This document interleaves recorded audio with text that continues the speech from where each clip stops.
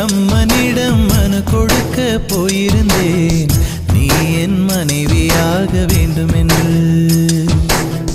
ஆண்டு பல காத்திருக்க வேண்டும் என்று அவன் சொன்னான், ஆயுள் வரை காத்திருப்பேன் என்று நானும் சொல்லி வந்தேன்.